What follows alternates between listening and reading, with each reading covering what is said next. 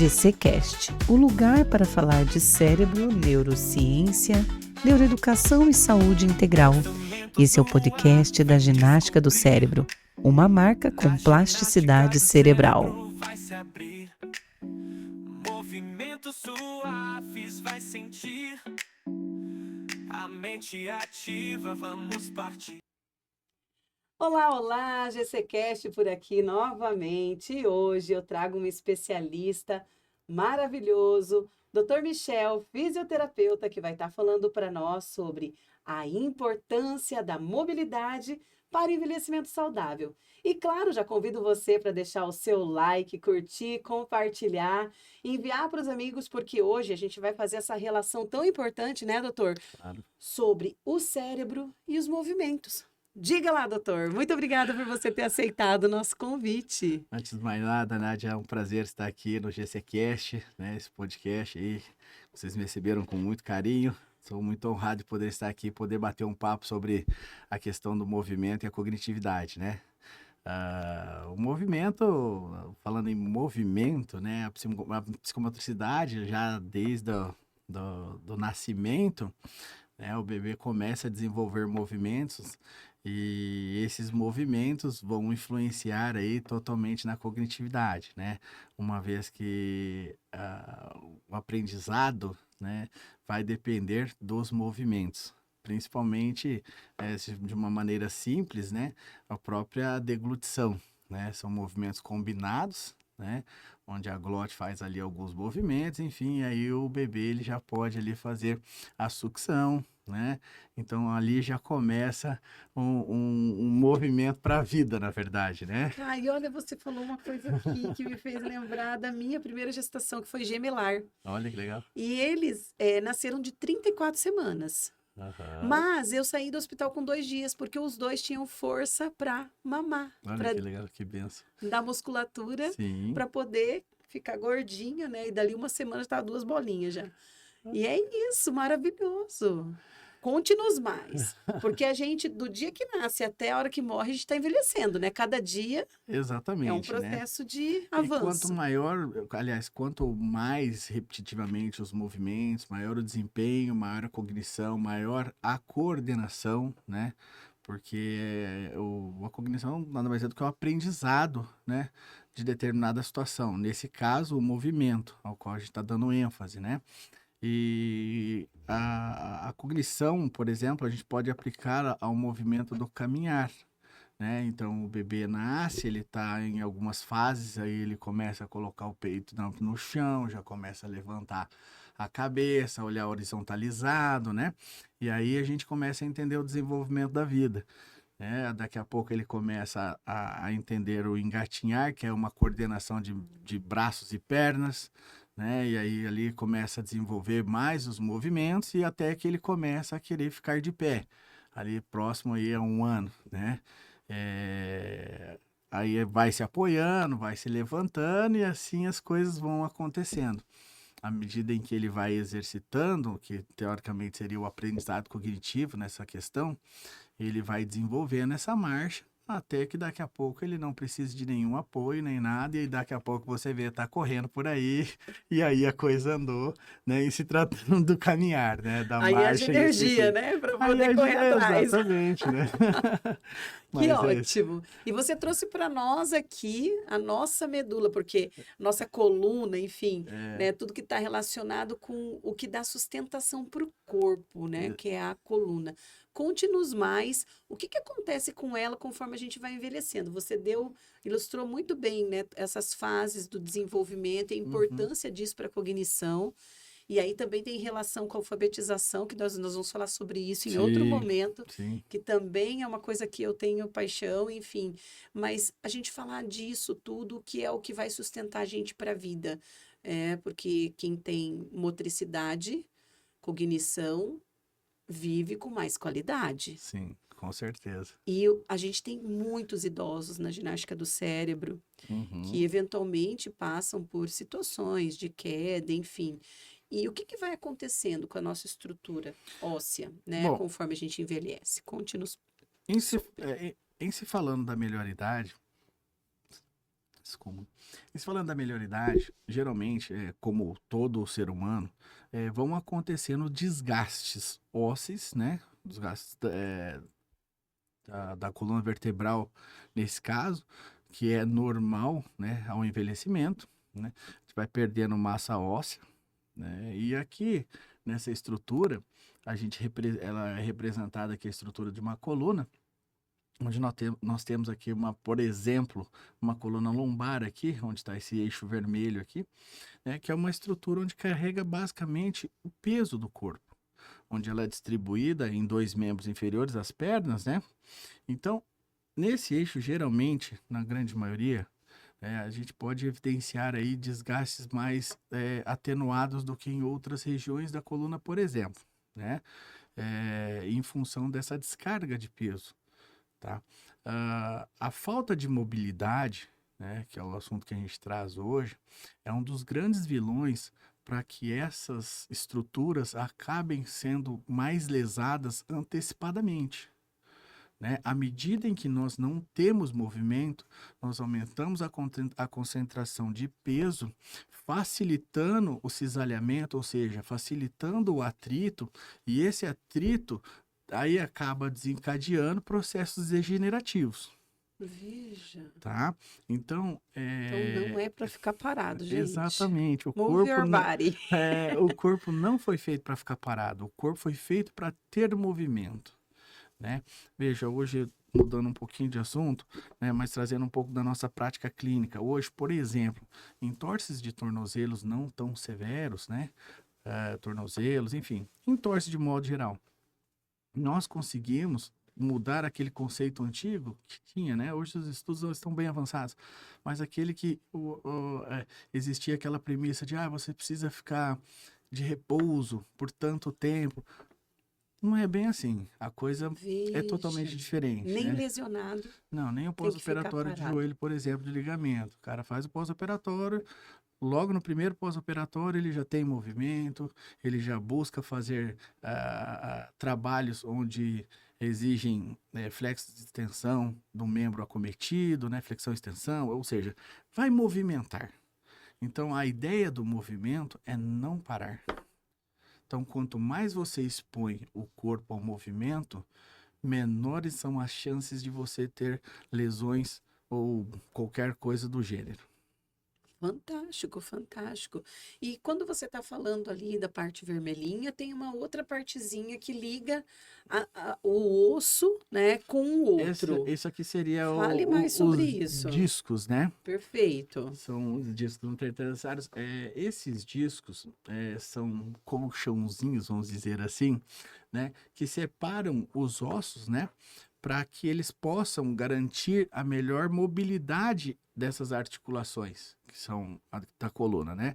Então, quando você se abaixa, ele está ali para fazer o trabalho dele. Quando você se estica, inclina ou gira, enfim. Então, é um conjunto de fatores, né? Que promovem o movimento. Então, a mobilidade, nesse caso, que seria o movimento como um todo, né, tanto de pequena ou de grande amplitude, ele deve ser preservado em função de não fazer com que essas estruturas se lesem. Que interessante. Tá? É como um amortecedor, então. Exatamente. Vai ali balanceando Exatamente. o processo todo. Exatamente. É aí que acontece o bico de papagaio, que o pessoal tanto fala? É até um O nome bico- popular, né? então. O nome exatamente não seria este. Então, mas assim, o bico de papagaio ou outros nomes, são vários nomes que a gente tem, né? Osteófitos, etc. São vários nomes que vão eles vão acontecer geralmente nessas bordas, ou superior ou inferior da vértebra. Certo. Tá? Isso em função, eles são acometidos através de um desgaste, ou seja, o cisalhamento entre o disco e a vértebra vão fazendo com que esse osso vá tomando uma deformidade, tá? E aí essa deformidade vão criando estruturas ou desenhos estruturais ósseos anatômicos ali, que aí vão ter o nome aí de bico de papagaio, entre outros por aí. Mas isso é um sinal de degeneração. Tá? O que se essa pessoa que chegou nesse ponto tivesse o cuidado com o movimento, talvez ela não tivesse essa patologia instalada aí assim, evidenciada através dos exames, que hoje é muito comum a gente ver e é muito corriqueiro no nosso consultório. Entendi.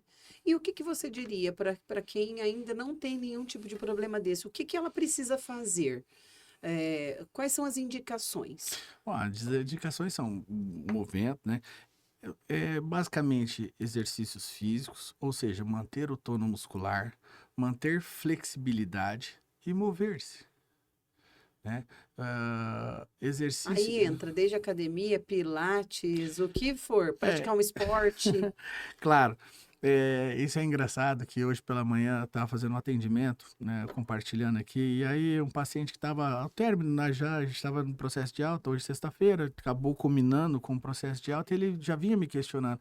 E aí, o que que eu faço? E a gente achando várias situações, né, eu sempre orientando da melhor maneira possível, assim, algo que fosse interessante.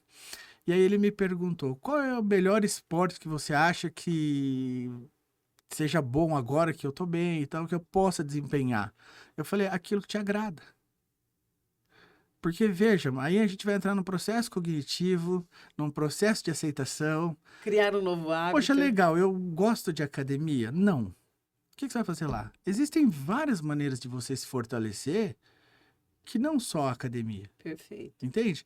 Então, o que precisa hoje, e aí você vai entrar sua praia, que é a neurociência, então, assim, a questão da relação de satisfação, né? Então, quando a gente tem satisfação, a liberdade ou a condição de você desempenhar o papel é muito maior do que você se, entre aspas, punir dizendo, olha, eu tenho que ir à academia, ou sei lá, eu não gosto de água, eu tenho que ir para natação, entende? Então, assim, essas questões são muito pessoais, e aí o importante é que cada um consiga detalhar o seu perfil comportamental para poder desempenhar as atividades de acordo com a sua vontade, ou assim, de acordo com aquilo que faz bem, né? Então, a gente sempre tenta levar essa mensagem, trazer buscar a ideia de que o melhor movimento é aquele que te faz bem, não aquele que talvez seja, claro, existem N situações que possam ser impeditivas para o desempenho de alguma prática esportiva claro, também, claro, né? guardadas as devidas proporções, mas desde que a pessoa encontre satisfação, certamente isso vai favorecer de maneira geral, assim, o desejo tanto dela, cognitivamente falando, né, e para o corpo nos benefícios que o esporte proporciona, né, que são vários. Porque diante disso a pessoa vai ter que ter um comportamento, né, digamos assim, de frequência, constância, perenidade, porque não vai adiantar começar e não dar continuidade, né? A pessoa tem que ter uma consistência, né, para ter o resultado também. É sempre importante frisar, né, que toda a constância, até para o sedentário, ele vai ter os limites, né? E o ideal é que ele entenda que os limites eles vão sendo automaticamente quebrados a partir do momento em que ele, com calma, com orientação, ele consiga quebrar isso com uma prática, né, constante do exercício. Então, isso é algo que serve para a vida, né? Porque, veja, quando a gente falou agora há pouco, quando não tem movimento, geralmente o que acontece? As estruturas elas vão lesar com maior facilidade, por vários motivos, né? Então, a partir do momento que você pratica o esporte, ou você vai induzir o seu corpo a movimentos de grandes amplitudes, você precisa prepará-lo para isso. E não se prepara do dia para a noite. Então, aí entra a questão da constância, da cadência, e a questão de uma construção, né, daquilo. Por isso é muito importante, eu volto a frisar, que é muito importante fazer aquilo que gosta. Porque a partir do momento que você começa a construir aquilo que te dá prazer, por exemplo, hoje se joga muito beach tênis, a gente recebe muitas pessoas com lesões de ombro, né? Lá, por quê? Por uma falta de preparo naquele momento. Mas isso não quer dizer que vá, claro, guardar as devidas proporções de novo, mas assim, é algo que dá prazer. Ok, então vamos fazer o seguinte, vamos preparar as suas estruturas para prática desse esporte, ou seja, vamos melhorar aí os gestuais esportivos, vamos fortalecer os gestuais esportivos. Então percebe que aí, quando eu falo gestual esportivo, eu já tiro você de dentro da academia? Verdade. Não é contra a academia é excelente, é excelente. Só que, às vezes, as pessoas têm uma certa dificuldade de chegar. Então, a gente procura orientar, né, de maneira geral, para que elas façam práticas esportivas das mais variadas, mas dentro daquilo que lhe traz prazer. Ou seja, você acaba, assim, garantindo a frequência dessa pessoa na prática daquilo que ela acha daquilo que lhe traz prazer e que lhe faz bem. Legal, porque aí não vira um peso, né? Exato. Ai, eu tenho que Pois ir. é isso que eu acho que precisa tirar. Ai, eu tenho que fazer isto. É, Realmente já junta com a questão da nossa saúde mental. Porque quando a gente pratica um esporte por prazer, a gente também tem a carga do estresse, né? Que você vai estar ali Uhum. botando para fora, liberando, né? Aqueles Sim. hormônios que estão ali te impedindo, às vezes, até de um processo criativo ou algo nesse nível. E diante da questão que está relacionada a esse processo todo, da nossa musculatura, do nosso. Porque é difícil falar de ossos, né? Sem falar de músculo. Então, porque um apoia o outro, um sustenta o outro, Uhum. né? Para esse idoso, para essa pessoa que quer viver mais, que quer, né, estar realmente se preparando para isso, é legal que ela procure quais especialistas para poder dar esse apoio aí que você está falando, de preparar para, né? Ah, eu vou me preparar para fazer natação, por exemplo, né? Aham. Quem que é o especialista que vai apoiar isso? Depende de cada caso, mas de qualquer forma eu vejo como educadores físicos, né, assim como os próprios colegas fisioterapeutas, eu acho que são as pessoas que são aptas a fazer a orientação para essas pessoas que necessitam buscar, independente da idade, inclusive, né, a buscar a prática do exercício físico, né. Ah, a fisioterapia, eu a vejo atuando no âmbito, né, da melhora do desenvolvimento do movimento, né? E a atividade física, ela fica muito resguardada aí ao professor de educação, ao profissional de educação física, né? Então são situações em que a gente pode separar um pouco a forma como atuar, né? Mas eu não vejo problema nenhum nesse formato da pessoa buscar, porque ambos estão preparados para poder atender essa demanda, né? E poder desempenhar aí de uma maneira organizada, né? Evitando lesões, que é o mais importante, principalmente numa idade um pouco mais avançada, vamos dizer assim, né? Na melhor idade. E fazer com que a pessoa tenha realmente o gosto pela atividade física, pela mobilidade. Isso vai acarretar inúmeras melhoras, né? A tonicidade das musculaturas, evitando quedas, né? Proporcionando melhor mobilidade, melhor equilíbrio, controle postural. Então, é uma série de situações, sem entrar no mérito da relação das relações metabólicas, né? Assim como hormonais, porque quando a gente sabe que a gente aumenta lá no exercício a frequência cardíaca, né? Todos os benefícios que isso acarreta através aumenta a frequência cardíaca, mas durante o exercício, né, no período de exercício, então todas essas relações que são disparadas através dessa condição em que você coloca o corpo para o movimento, onde você altera os ritmos e traz ele para um ritmo de exercício, são inúmeros benefícios que a gente pode perceber aí na pessoa que faz essa prática. Interessante, porque você falou de uma coisa que bate mais uma vez na questão da prevenção. Porque normalmente o que a gente percebe? Vai procurar o físio quando está lesionado, não para evitar uma lesão. É interessante isso. Eu acredito que precisa ser disseminada essa cultura, né? Porque normalmente a gente quer remediar, né? Ah, eu vou lá, vou jogar. Eu vou lá jogar, pegar uma raquete, vamos falar do beach tênis, né? Pegar a Uhum. raquete lá, o Rafael joga tênis de mesa, então ele também vive, às vezes, Gosto também. minha nossa, tô com um negócio aqui no meu ombro e tal. Mas por quê? Adoro Realmente, esporte. não tem essa preparação. E é um esporte que normalmente vai te exigir o lado dominante. Sim, Você não vai, se é canhoto, jogar com a mão direita. O ideal não, seria, né? Porque aí é, a gente ia estar trabalhando processos cognitivos é, elaboradíssimos nessa aí, prática, né? Mas não é isso que acontece. E uhum. aí a pessoa espera lesionar para depois baixar lá no consultório do Dr. Michel. Às vezes o que a gente percebe muito é a conversa chega lá no consultório, olha só, eu tava com uma dorzinha aqui, mas eu tomei algo e ela passou, aí depois, durante mais uma semana, ou seja, aquela persistência da dor, ela esteve por ali por algum momento e em algum momento ela desencadeou para um formato mais agudo, né? Aí é onde a pessoa não consegue controlá-la de maneira, sei lá, domiciliar ou enfim, Medicamentosa, da às da vezes. maneira que for, sabe?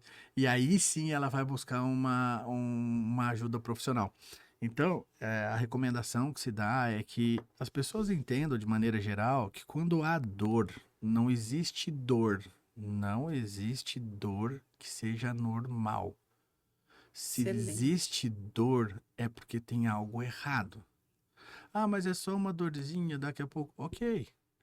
Teu corpo está dizendo de uma maneira tranquila para você que existe algo errado ali. Agora, o que desencadeou isso, aí é uma outra conversa, né? Porque aí existe uma esfera muito grande de situações e de relações estruturais que podem estar envolvidas nisso, né? Por exemplo, às vezes a gente fez questões de coluna, mas aí você vai perceber todo o movimento biomecânico, existem alterações desde pé, joelho, quadril, e aí desencadeia um processo generativo de coluna lombar, mas na verdade existe todo um processo disfuncional. Então precisa ser bem observado, uma avaliação bem feita, bem organizada, bem orientada, para poder fazer com que toda essa desordem biomecânica consiga se restabelecer, né, ou se reabilitar, para que a pessoa possa ter aí os movimentos adequados, evitando consequentemente aí lesões futuras, né? Porque realmente é o que acaba acontecendo, não sendo traumáticas, elas acabam acontecendo por umas alterações biomecânicas que a própria pessoa desenvolve. Veja só, minha gente, quer viver melhor? Mantenha-se em movimento, não é verdade, Michel? E nesse processo hoje, né, nós estamos vivendo mais. Sim. Então, a gente percebe as pessoas avançando na idade e muitos idosos superativos, né? Como as pessoas mesmo falam, nossa, tá com 70, mas tá lá jogando beach tênis, fazendo isso, fazendo aquilo, não para. Normalmente essas pessoas têm uma boa saúde, uma boa qualidade de vida. Nesse processo todo, de envelhecimento, tá? É, pensando aí no que você falou da questão hormonal, o que mais a gente precisa cuidar? Você falou da prática de exercícios, né, gerando prazer, que vai ser bem melhor. Mas aí, o que mais que entra nessa receitinha de bolo aí da longevidade? Conta para nós. Olha, o sono é imprescindível, né? Um bom sono, dormir bem, isso é algo que não tem como descartar, né?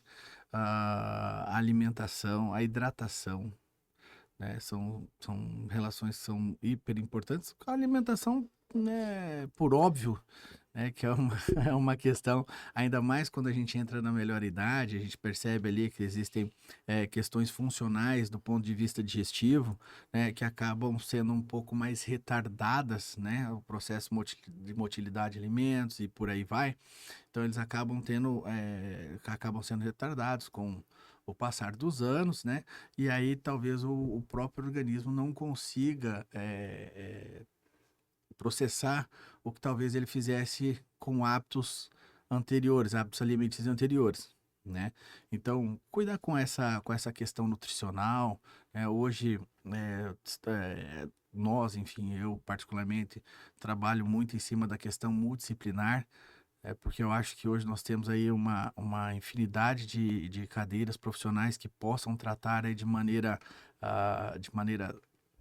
pontual as questões acerca aí de alimentação, a própria questão cognitiva, a psicologia, né, e por aí diante, a questão do movimento, das dores, das estruturas. Então, eu acho que isso tudo, trabalhando de uma maneira conjunta, vem só favorecer o envelhecimento de uma maneira saudável. De fato, e é o que a gente fala, cuidar das emoções também, né? Muito. Porque às vezes a pessoa é super saúde e tal, mas vive um estresse muito elevado, tóxico, dorme pouco, dorme mal É, e fica doente e não sabe por quê. Porque tudo está ligado, sim. né? Nós estamos totalmente ligados ao nosso ambiente, e aí Uhum. entra também não só aquilo. A gente estava falando com a Daiane na última vez que no podcast anterior, que é uma nutricionista muito interessante, que ela falou, Nádia, não é só aquilo que a gente põe da boca para dentro, mas é Uhum. aquilo que a gente vê, aquilo que a gente ouve, aquilo que a gente sente. E o que pensa? Exato, exato. Como a gente está alimentando esse cérebro, né? Aham. E aí tudo isso vai impactar no corpo físico. É. Existem vários testes que a gente costuma usar no consultório sobre essa questão emocional, né? Como ela pode reverberar sobre o movimento do corpo, né? Então eu costumo usá-las mais para que o paciente ele consiga entender o quanto isso consegue impactar sobre o movimento do corpo. Então existem vários comandos que a gente dá, que são comandos verbais, e aí o paciente se concentra e a partir daquele momento a gente executa um movimento ou outro e aí ele consegue perceber por si que aquilo realmente teve uma perda de energia no movimento, uma perda de torque muscular, coisas desse nível, e aí ele consegue entender. Isso é uma metodologia que a gente usa educativa, no sentido dele poder realmente entender que o corpo dele tem essa capacidade. Então, a gente imprime muito isso para que as pessoas possam também entender que essas relações são muito vivas em si, sabe? Porque uma coisa é você falar, olha, veja, se você tiver um pensamento ruim, o seu corpo não vai trabalhar como deveria, entre aspas, né? Mas outra coisa é você pense algo ruim e veja como seu corpo permanece. Pense alguma coisa boa e veja como esse mesmo movimento acontece. Entende? Então, quando ele começa a perceber isso, que ele faz a própria experiência, né, ele começa a entender o quanto isso impacta sobre si, né, em relação a essas questões do próprio pensamento, da emoção, né? Essa questão somatoemocional, eu acho que cada vez ela vai ser mais pronunciada aí, porque é algo que não consegue, não Dissociar. dá para dissociar mais. Que bom, né? Que bom que as pessoas estão começando a entender. Vamos dar luz para isso, porque é importante. Claro. E o mais interessante, né? Agora eu queria que você falasse um pouquinho sobre o corpo feminino, porque é difícil olhar para essa estrutura pélvica e não lembrar que as mulheres passam pela gestação, Uhum. né? E eu acredito que o nosso desgaste, né? Eu acredito que as mulheres, e não só isso, eu já li alguma coisa sobre, elas sofrem mais com a questão do desgaste, da osteoporose, enfim, né? Uhum. Isso tá ligado à maternidade? Olha, veja bem, existem duas questões aí, né? A questão da maternidade, a gente não pode esquecer a questão endócrina, né? Porque a mulher, ela tem relações hormonais, eu entendo que muito mais tênues do que o próprio sexo masculino, tá? Em se tratando de maternidade, quando você fala assim, a pelve e tal, existe uma questão, né, que quando o bebê vai gerando, nós temos distensões musculares abdominais importantes, né, que acabam trazendo ali suporte para a região de coluna lombar, por exemplo, nesse caso, né, e quando chega perto, próximo do momento do nascimento, né, essa pelve ela tem outros movimentos que não são comuns, que são movimentos de abertura, né, preparando-se aí dispara um hormônio ocitocina lá e daí por aí vai. E aí ela começa a fazer uma abertura se preparando, isso é natureza feminina, Sim, né? Que é beleza lindo da por sinal. vida. Que é lindo, Aham, você vê como o corpo, você não pede para isso acontecer, isso acontece naturalmente. perfeito. Entende? Então, e aí as questões que você relaciona à osteoporose, aí são outras relações que eu não consigo ligar se a não ser por um Interessante. histórico, né? Aí quando a Uhum. gente tem um histórico, a gente consegue fazer esse link, né? Mas dessa maneira assim aberta, eu entendo que as coisas cada um no seu devido lugar. Perfeito. Mas existem números que trazem isso de que as mulheres apresentam mais desgaste ósseo? Ou não? Ah, eu, sinceramente, eu Até por termos menos testosterona, enfim, alguma coisa nesse sentido, porque me pego aqui pensando, né? A estrutura do corpo, tudo que passa, todas as mudanças, o homem não passa por nada disso, né? Ele não tem sim, nenhuma interferência nessa lombar, nessa pelve, nada. Não acontece isso. Não tem impacto. Isso então não. não, de maneira geral, sim, né? Mas eu não tenho estudos recentes para me Certo. basear, né? Para afirmar isso. Para afirmar categoricamente que isso aconteça. Perfeito. Se você me perguntar na minha prática clínica, eu não diria dessa maneira, porque a gente tem uma grande demanda do sexo masculino acima de 45 anos com problemas da ordem de Interessante, desgaste, entende? interessante, Então, interessante. assim, fica para que eu possa falar realmente sobre abordar sobre isso, né?